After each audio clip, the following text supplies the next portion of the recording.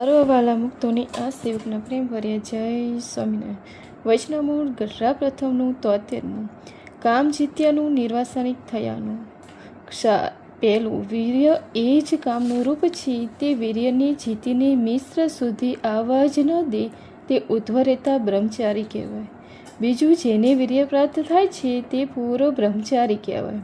ત્રીજું બ્રહ્મચર્ય દ્રઢ કરવું હોય તેની સ્ત્રી સંબંધી સંકલ્પ જ ન થાય એવું જતન કરવું. ચોથું ભગવાન તથા તેમના સાથે એકાત્મક પામેલા સંત એ બે ક્રિયા કરતા થકા પણ નિર્લપ જ હોય છે. પાંચમું આત્મનિષ્ઠા અને ભગવાન મહિમા થકી જે વૈરાગ્ય ઉપજે તેના થકી નિર્વાસનિક થવાય છે. છઠ્ઠું મોટા પુરુષમાં જે સંપૂર્ણ નિર્દોષ બુદ્ધિ રાખે છે તે સર્વ દોષ રહિત થઈ જાય છે. સાતમું જેને જેને મન અર્પણ કહેવાય તેને દર્શનાદિક ખૂબ જ ગમે અને તેની જેમ મરજી હોય તેમ જ રહે. આઠમું જેને ઉપદેશની વાત કરતા બીક લાગે તેની વાત કરનારનું મન અર્પ્યું કહેવાય નહીં. સ્વામિનારાયણ હરે. સન 1873ના ચૈત્ર સુધી અમાવસને દિવસે રાત્રિની સમયે શ્રીજી મહર્ષિ ગઢડામાંથી દાદા ખાચરના દરબારમાં પોતાના ઉત્તરાયણને વિશે ઉતરાતે 12 ઓરડાની ઓસરે બિરાજમાન હતા અને શ્વેત ખેસ પહેર્યો હતો ને શ્વેત ચાદર ઓઢી હતી તથા શ્વેત ફેટો મસ્તક ઉપર બાંધ્યો હતો ને પોતાના મુખારની આગળ મુક્તાનંદ સ્વામી આદિક મોટેરા સાધુ 4 તથા 50 આશરે હરિભક્તની સભા ભરાઈને બેઠી હતી. પછી ગોપાળાનંદ સ્વામીએ પ્રશ્ન પૂછ્યો જે કામનું શું રૂપ છે? પછી શ્રીજી મહારાજ બોલ્યા જે વીર્ય એ જ કામનું રૂપ છે. પછી આશંકા કરી જે વીર્ય તો 7 ધાતુ માહેલો ધાતુ છે માટે એ જ કામનું રૂપ કેમ કહેવાય અને તે વીર્યની ઉત્પત્તિ શાને કરીને છે?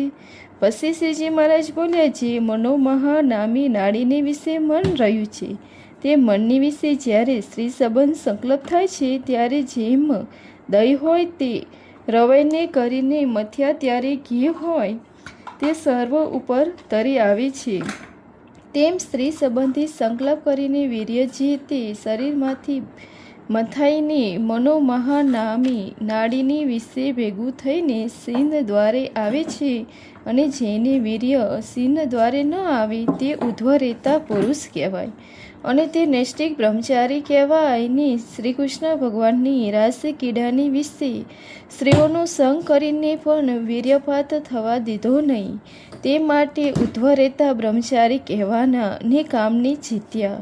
માટે વીર્ય તે જ કામનું રૂપ છે. જેને વીર્યની જીતીને વંશ રાખ્યું તેને કામની જીત્યો. પછી વળી ગોપાળાનંદ સ્વામીએ પૂછ્યું છે જ્યારે દેહને બારી દે છે ત્યારે સપ્ત ધાતુ દેહ ભેરો બરી જાય છે. માટે જો વીર્ય જ કામનું રૂપ હોય તો દેહ ભેરે વીર્યને બરીને કરીને કામ પણ બરી ગયો જોઈએ. ત્યારે એ જીવ બીજા દેહમાં થાય છે ત્યારે કામનો કેમ ઉદય થાય છે? પછી શ્રીજી મહારાજ બોલ્યા છે સૂક્ષ્મ દેહ ભેરું વીર્ય રહે છે તે સૂક્ષ્મ દેહને યોગ્ય કરીને સ્થૂળ દેહ ઉદય થઈ આવે છે. જેમ ભૂત હોય તે સૂક્ષ્મ દેહ પ્રધાન હોય પછી સૂક્ષ્મ દેહમાંથી સ્થૂળ દેહને ધરીને સ્ત્રીનો સંગ કરે છે તે સ્ત્રીને ભૂત થકી બાળક ઉત્પન્ન થાય છે માટે સૂક્ષ્મ દેહ ભેગું જ વીર્ય રહે છે. પછી વળી ગોપાળાનંદ સ્વામીએ પૂછ્યું જે શિવજી ઉધ્વ રહેતા હતા પણ મોહને રૂપને જોઈને વીર્ય પ્રાપ્ત થયો તેમ જેના દેહમાં વીર્ય હોય ને તેને જાગ્રતમાં અથવા સપનામાં સ્ત્રીનો યોગ થાય ત્યારે વીર્યપાત થયા વિના રહે જ નહીં. માટે જ્યાં સુધી દેહમાં વીર્ય હોય ત્યાં સુધી નિષ્કામ કેમ કહેવાય? પછી શ્રીજી મહારાજ બોલ્યા જી શિવજીને પણ એટલી યોગ કરામાં ખોટ કહેવાય છે અને જેને જાગ્રત અથવા સ્વપ્નને યોગ્ય કરીને સ્ત્રી સંકલ્પ થકી વીર્યપ્રાપ્ત થાય તો તેને પાક્કો બ્રહ્મચારી કહેવાય નહીં. માટે આ સંસારમાં દ્રઢ બ્રહ્મચારી વાળા તો એક નરનારાયણ ઋષિ જ છે અને તે નરનારાયણનો આપણે આશરો છે. તેના પ્રતાપ થકી ધીરે ધીરે એ નરનારાયણનું ભજન કરીને આપને પણ તે સરખા જ નિષ્કામી થશું અને દેહમાં જે વીર્ય રહે છે તેને બારી નાખીને અર્થે યોગી કેટલા પ્રકારનું યત્ન કરે છે અને શ્રીકૃષ્ણ ભગવાનની સ્ત્રીનો સંગે કરીને નૈષ્ટિક બ્રહ્મચારી રાખ્યું તે એનું સામર્થ્ય તો ભગવાનમાં જ હોય, પણ બીજાને એમ રહેવાય નહીં. માટે બીજો યોગીને તો જાગ્રતમાં અથવા સ્વપ્નમાં સ્ત્રીનો સંકલ્પ ન થાય એવું યત્ન કરવું. પછી સ્વામીએ પૂછ્યું, જે દ્વારકામાં 16,108 જે ભગવાનની સ્ત્રીઓ તે પણ ભગવાનના મનની ચરાવવાને સમર્થ ન થતી હતી એમ કહ્યું, ને એક સ્ત્રીને વિશે 10 પુત્રની એક પુત્ર થઈ એમ પણ કહ્યું છે, તેનું કેમ સમજવું? પછી શ્રીજી મહારાજ બોલ્યા, જે દ્વારકાની વાત બીજી છે અને વ્રજની બીજી છે. દ્વારકામાં તો ભગવાન સાંખ્ય મતની આશ્રય હતા. તે સાંખ્ય મતવાળા હોય તે દેહ, ઇન્દ્રિયો, મન સર્વ થકી પોતાનું સ્વરૂપ ભિન્ન સમજે ને સર્વ ક્રિયા કરતા થકા પોતાને અકર્તા સમજે ને તે ક્રિયાને કરીને હર્ષશોકને પામે નહીં. તે મતને ભગવાન આશ્રય હતા, માટે ભગવાનને નિર્લપ કહ્યા. અને ભગવાન દ્વારકામાં જે સાંખ્ય મતની આશ્રય હતા તે મત તો જનક જેવા રાજાઓનો છે. જેમ રાજા ગૃહસ્થાશ્રમમાં રહીને પ્રભુને ભજે તે જ સાંખ્ય મતને અનુસરે, એમ ભગવાન પણ ગૃહસ્થાશ્રમમાં હતા અને દ્વારકાના રાજા કહેવાના હતા. માટે સાંખ્ય મતને અનુસર્યા થકા એ નિર્લપ હતા. અને વૃંદાવનને વિશે તો યોગ કરાની આશ્રય હતા. તે સ્ત્રીઓનો સંગ કરીને પણ નૈષ્ટિક બ્રહ્મચારી વ્રત રાખ્યું. એ ઠેકાણે તો પોતાની વિશે નરનારાયણ ઋષિપણું દેખાડ્યું. તે શ્રી ભાગવતમાં કલ્પિત દેહહૂતિ પ્રત્યે કહ્યું છે, જે સ્ત્રી રૂપે જે મારી માયા તેને જીતવાને અર્થે નરનારાયણ ઋષિ વિના બીજો કોઈ સમર્થ નથી. માટે શ્રીકૃષ્ણ ભગવાન સ્ત્રીનો સંગે રહીને કામને જીત્યા. અને જ્યારે દુર્વાસા ઋષિ આવ્યા ત્યારે ભગવાનની સર્વ ગોપીને અન્નના થાળ ભરીને મોકલવા માંડ્યા. ત્યારે ગોપી બોલી, અમી યમુનાજી કેમ ઉતરશું? પછી શ્રીકૃષ્ણે કહ્યું, છે યમુનાજીને એમ કહેજો, જો શ્રીકૃષ્ણ સદા બાળ બ્રહ્મચારી હોય તો અમને માર્ગ દેજો. પછી ગોપીએ એમ કહ્યું. ત્યારે યમુનાજીએ માર્ગ દીધો. પછી સર્વ ગોપીઓ ઋષિને જમાડી બોલી, છે અમારે આડા યમુનાજી છે તે અમે ઘરે કેમ કરીને જાશું? પછી ઋષિએ કહ્યું, છે કેમ કરીને આવ્યા હતા? પછી ગોપીએ કહ્યું, છે અમે યમુનાજીને એમ કહ્યું, છે શ્રીકૃષ્ણ સદા બાળ બ્રહ્મચારી હોય તો માર્ગ દેજો. એટલે યમુનાજીએ માર્ગ દીધો. પણ હવે કેમ કરીને ઘેર જશું? પછી દુર્વાસા ઋષિ બોલ્યા, છે યમુનાજીને એમ કહેજો, દુર્વાસા ઋષિ સદા ઉપવાસી હોય તો માર્ગ દેજો. પછી ગોપીએ એમ કહ્યું. ત્યારે યમુનાજીને માર્ગ દીધો. ત્યારે ગોપીઓના મનને વિશે અતિ આશ્ચર્ય થયું. પણ ભગવાનનો તથા એ ઋષિનો મહિમા જેને ન જાણી શકતી હતી એવી ભગવાન તો નૈષ્ટિક વ્રત રાખીને ગોપીઓની સંગ રમ્યા હતા. માટે બ્રહ્મચારી હતા અને દુર્વાસા ઋષિ તો વિશ્વાસી હતા. શ્રીકૃષ્ણ ભગવાન તેની વિશે પોતાના આત્માને એક કરીને સર્વ ગોપીના થારે જમી ગયા. માટે ઋષિ પણ ઉપવાસી જ હતા અને અન્ન તો સર્વ ભગવાનને જમાડ્યું હતું. માટે એવા અતિ મોટા હોય તેની ક્રિયામાં આવે નહીં.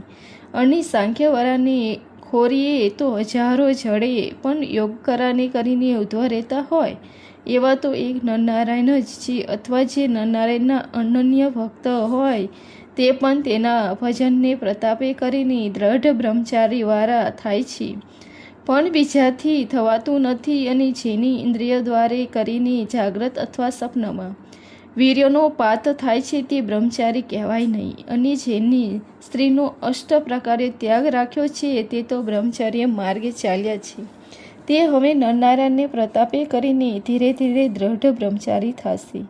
અને જ્યારે અમે નાના હતા ત્યારે એમ સાંભળ્યું હતું, જે વીર્ય તો પરસેવા દ્વારા કરીને પણ નીકળી જાય છે. પછી તે વીર્યની ઉધ્વ રાખવાનું સારું અમે 2 પ્રકારના જબરજસ્ત શીખ્યા હતા.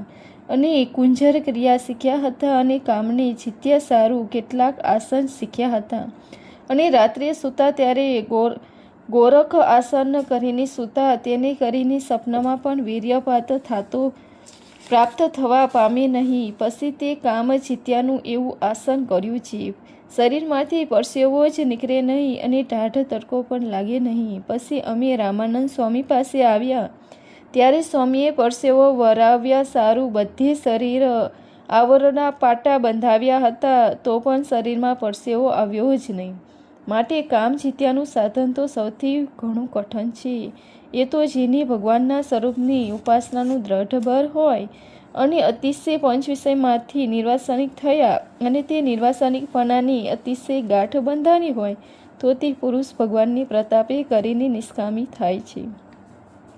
પછી નિત્યાનંદ સ્વામીએ પૂછ્યું, જે નિર્વાસનિક થવાનું કારણ તે આવી વાત સાંભળવી તે જે વૈરાગ્ય છે. પછી શ્રીજી મહારાજ બોલ્યા, જે વૈરાગ્ય તો એકલો ટકી શકે નહીં,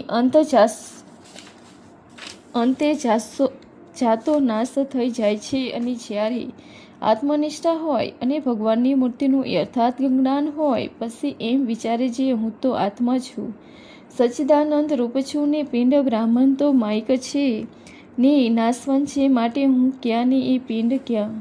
અને મારા ઈષ્ટદેવ જે શ્રી પુરુષોત્તમ ભગવાન તે તો અનંત કોટી બ્રહ્માંડના આધારે જે અક્ષર તે થકી પર છે, તે ભગવાનને મારે દ્રઢ આશરો થયો છે. એવો વિચારમાંથી જે વૈરાગ્ય ઉદય થાય તે વૈરાગ્ય જ્ઞાને યુક્ત કહેવાય ને એ વૈરાગ્યને કોઈ કારે નાશ થાય નહીં. જેમ અગ્નિ બળતો હોય તેને માથે ઝર પડે તો ઓલવાઈ જાય ને વળવા નર અગ્નિ સમુદ્રની વિશે છે, તે ઝરની ઓલાવતો નથી.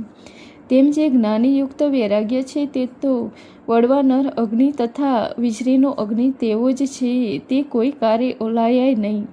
અને તે વિના બીજો વૈરાગ્ય તો વિશ્વાસ આવે જ નહીં. અને અમારો જે વૈરાગ્ય તે તો જેવો વીજળીનો અગ્નિ તથા વળવા નર અગ્નિ તે સરખો છે. એ માટે અમારા સ્વભાવને તો એ અતિશય અમારે ભેરા રહ્યા હશે તે જાણે છે, અને જે શેઠે રહે છે તેને અમારા સ્વભાવ જાણ્યામાં આવતો નથી. અને આ મુકુંદ બ્રહ્મચારી છે તે ભોરા જેવા જણાય છે, તો પણ અમારા સ્વભાવની યથાર્થ જાણે છે. મહારાજ જો આકાશ જેવા નિર્લભ છે અને એમની કોઈ પોતાનું પણ નથી અને પારકો પણ નથી, એવી રીતે જો અમારા સ્વભાવને જાણે છે, તો જેવા ઈશ્વરમાં ગુણ હોય તેવા જ ગુણ બ્રહ્મચારીને વર્તે છે.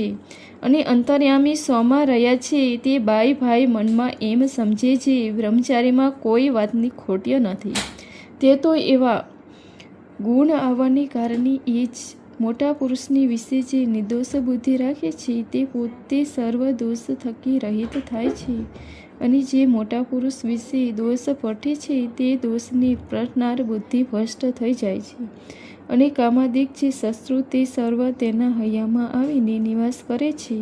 પછી એ સત્પુરુષને વિશે દોષ બુદ્ધિનો પ્રટનારો જે પુરુષ તેના હૈયામાં ભૂંડા ઘાટ પણ પડ્યા રહે છે.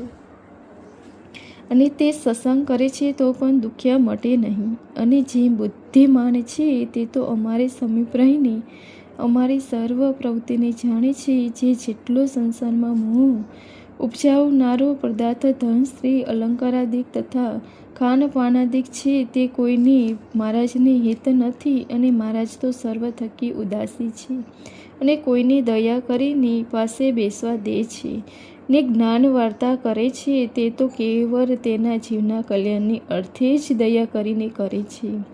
અને જે મૂર્ખ હોય તે તો તેની પાસે રહે તો પણ અમારા સ્વભાવને એમ ન જાણી અને શેઠે રહે એ પણ ન જાણી. અને આ વાત સમજાય પણ જેની આત્મનિષ્ઠા હોય એને તે આત્મને વિશે પરમેશ્વરની મૂર્તિને ધારીને તેની ભક્તિ કરતો હોય અને પોતે બ્રહ્મરૂપ થઈ ગયો હોય તોય પણ ભગવાનની ઉપાસનાનો ત્યાગ કરે નહીં. માટે આત્મનિષ્ઠા અને ભગવાનની મૂર્તિનો મહિમા સમજ્યા થકી કોઈ પદાર્થને વિશે વાસના રહેતી નથી. અને વાસના ટર્યા પછી જેવું પોતાનું દેહનું પ્રારંભ હોય તેવા સુખ દુઃખને ભોગવે ખરા, પણ ઇન્દ્રિયોની તૃષ્ણતા મટે જાય છે. અને મનોમય ચક્રની જે ધારા તે તો ઇન્દ્રિયો છે, તે જ્યારે બ્રહ્મ ને તેથી પર જે પરબ્રહ્મ તેનું સાક્ષાત દર્શન થાય છે ત્યારે મુઠ્ઠું થઈ જાય છે. પછી જેમ કોઈ પુરુષે લીંબુ ચૂસ્યો હોય ને દાંત અતિશય અંબાઈ ગયો હોય ને પછી તેના ચણા ચાવવા પડે ત્યારે તેની કોઈ રીતે ચવાય નહીં. અને અતિશય ભૂંડિયા થયો હોય તે તો ચણાને ગળી જાય પણ જવાય નહીં. તેમ જેને આત્માને ને ભગવાનનો યથાર્થ મહિમા જાણ્યો છે તેને કોઈ લોકના વિષય સુખને વિશે આનંદ થાય નહીં, અને દેહનું પારંત હોય ત્યાં સુધી ખાનાપીના દેખ સર્વ ભોગ ભોગવે ખરો, પણ જેમ દાંત અંબાઈ ગયા હોય ને ચણા આખા ગળી જાય એમ ભોગવે, અને વાસના ટરવી એ પણ કામને અતિશય ભારે છે. વાસના તો સમાધિ નિષ્ઠ થાય તો પણ રહી જાય છે, અને સમાધિ થયા કેળે તો બ્રહ્મના સ્વરૂપમાંથી દેહમાં કોઈ રીતે અવાતું નથી, અને જો અવાય છે તો તેના ત્રણેય હેતુ છે.